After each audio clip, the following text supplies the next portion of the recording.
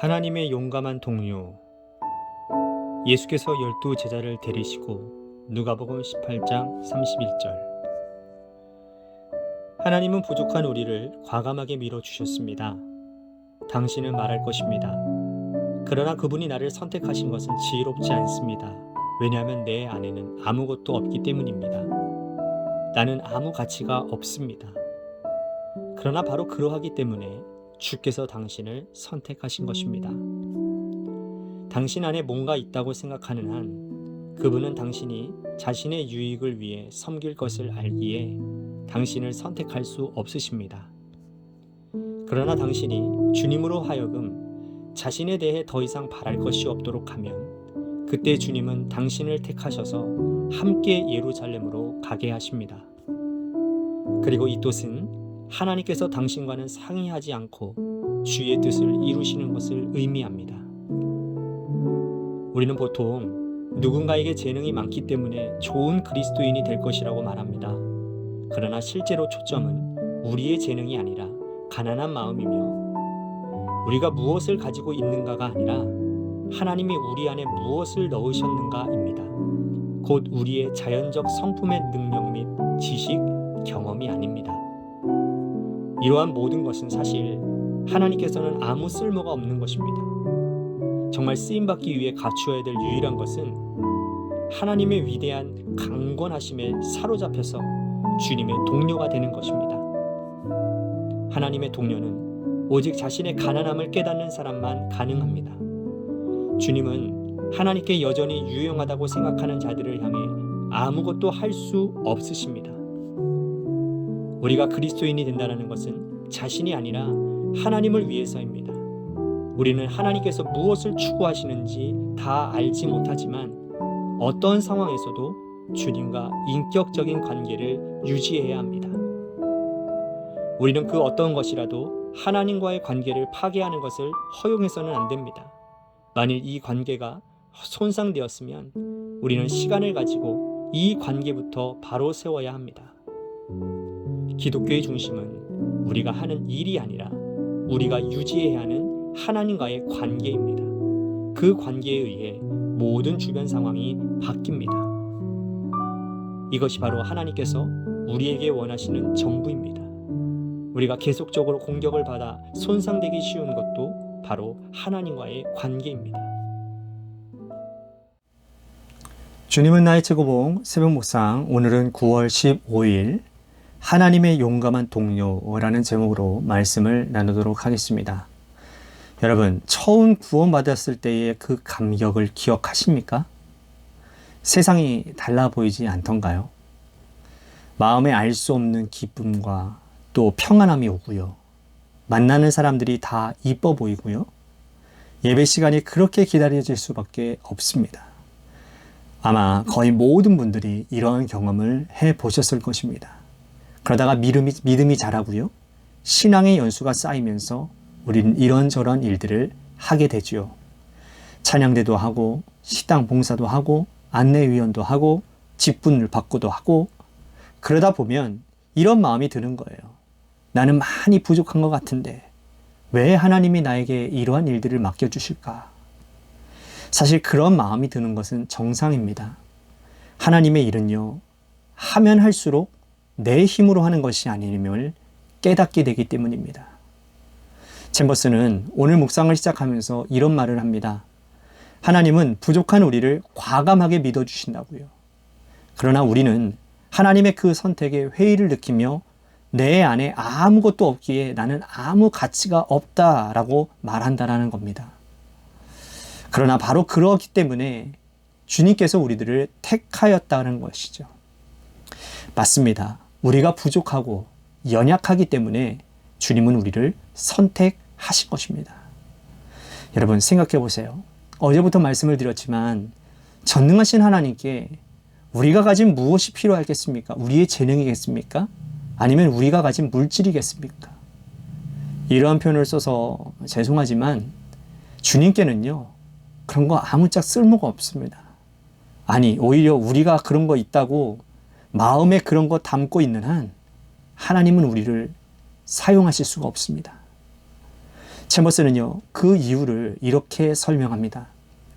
당신 안에 뭔가 있다고 생각하는 한 그분은 당신이 자신의 유익을 위해 섬길 것을 알기에 당신을 선택할 수가 없기 때문이라는 겁니다. 무슨 말이냐 하면 내가 가진 조건으로 하나님의 일을 한다는 사람은 결국은 그 내면을 들여다보면 그 일이 하나님을 위한 일이 아니라 자신을 위한 일이라는 거예요. 우리는 분명 하나님을 위해 사는 사람들이고요. 하나님을 위해 일해야 하는 사람들인데 자기가 무엇을 가지고 있다고 생각하는 사람은 결국 자신을 위해 일하게 되어 있다는 겁니다. 그것처럼 잘못된 생각과 마음이 어디 있나요? 그러니 하나님께서 그런 사람은 사용하실 수가 없는 것이죠. 챔버스는요, 우리가 잘못 생각하는 것 중에 하나가 보통 누군가에게 재능이 많기 때문에 저 사람 좋은 그리스도인이다 라고 생각한다라는 겁니다. 여기서 좋은 그리스도인이란 하나님께 많이 쓰임받는 그러한 이야기를 하는 거겠죠. 그러나 아닙니다. 재능이 많다고 좋은 그리스도인이 되는 것도 또 하나님께 크게 쓰임받는 것도 아닙니다. 물론 재능이 적다고 꼭 쓰임받는 것도 또 좋은 그리스도인이 되는 것 또한 역시 아니고요. 중요한 것은 뭡니까? 우리의 재능이 아니라 우리 안에 가난한 마음이고요. 우리가 무엇을 가지고 있느냐가 아니라 하나님이 우리 안에 무엇을 넣으셨는가라고 챔버스는 말을 하고 있는 겁니다. 그렇습니다. 제가 여러분들에게 늘 말씀드리는 건데 우리에게 중요한 것은 내가 무엇이 있느냐 없느냐의 문제가 아니라 관계라는 겁니다. 관계. 하나님과의 관계가 어떠하냐가 하나님께 쓰임받느냐 그렇지 않느냐를 결정하는 바로미터가 된다는 것이죠. 하나님과의 관계가 바로 되면 내가 재능이 많아서 좋지만 없어도 상관없습니다. 하나님과의 관계가 바로 되면 내가 물질이 많아도 괜찮겠지만 없어도 상관없습니다. 하나님과의 관계가 바로 되면 내 지식과 경험이 많아도 좋지만 없어도 상관없습니다. 왜냐하면 하나님과 바른 관계를 맺는 사람은 하나님의 인도하심에 철저하게 순종하기 때문이죠. 그러면 하나님께서 지혜를 주실 것이고요. 나아갈 방향을 보여주실 것이고 좋은 만남을 허락해 주실 것입니다. 그러니 하나님과의 관계가 최우선이며 가장 중요한 일입니다. 챔버스는 이런 말을 합니다. 정말 쓰임받기 위해 갖추어야 할 유일한 것은 하나님의 위대한 강권하심에 사로잡혀 주님의 동료가 되는 것이라고요. 맞습니다. 주님께 사로잡히면 세상의 그 어떤 조건을 가지고 있는 것보다 훨씬 탁월한 인생을 살 수 있습니다. 세상의 그 어떤 조건도 주님보다 더 뛰어난 것은 없기 때문입니다. 그래서 다시 한번 강조하지만 중요한 것은 관계입니다. 제머스가 우리가 하나님께 무엇을 추구하시는지 다 알지 못하지만 어떤 상황에서도 주님과 인격적인 관계를 유지해야 된다라고 말을 합니다. 그 어떤 것이라도 하나님과의 관계를 파괴하는 것을 허용해서는 안 된다고요. 만일 이 관계가 손상되었으면 오늘 우리가 시간을 가지고 이 관계부터 바로 세워야 한다는 거예요. 여러분, 다시 말씀드립니다. 관계가 우선입니다. 능력이 내게 있는 것이 아니고요. 하나님께로부터 능력이 오는 것입니다. 그 능력을 받을 수 있는 사람은 하나님과 바른 관계에 있는 사람들입니다. 챔버스는 묵상 마지막에서 기독교의 중심은 우리가 하는 일이 아니라 우리가 유지해야 하는 하나님과의 관계라고 말을 합니다. 그 관계에 의해 모든 주변 상황이 바뀐다고요. 그러면서 이것이 바로 하나님께서 우리에게 원하시는 전부라는 겁니다. 우리가 계속적으로 공격을 받아 손상되기 쉬운 것도 바로 하나님과의 관계인 것입니다. 그렇습니다. 하나님과의 관계가 가장 중요합니다. 특별히 하나님께 귀하게 쓰임받기를 원하는 분들은 다른 조건을 자꾸 내세우려고 하지 마시고 채우려고 하지 마시고 하나님과의 관계에 먼저 집중하시기를 바랍니다. 그래서 이 땅에 사는 동안 하나님의 나라와 주님의 몸된 교회를 위해 귀하게 쓰임받고 아름답고 복된 인생이 되시길 주님의 이름으로 간절히 축복하겠습니다. 아멘.